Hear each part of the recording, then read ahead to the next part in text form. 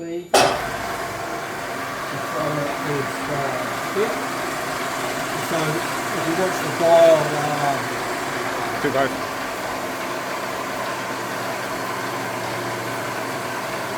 we change the speed. Also,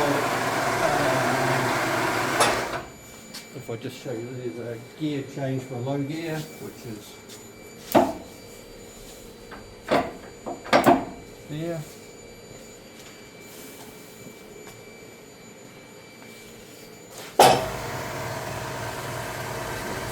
Slow speed. Power on, and you just change that.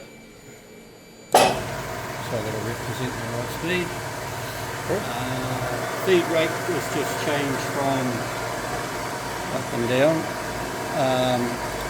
And so that's X.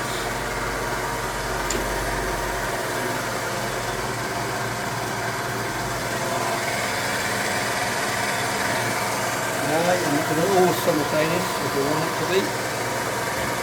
So all three gears, all three axes are going. That's a nice little machine. It is. Just a little bit lightweight for the task, for the technicians, and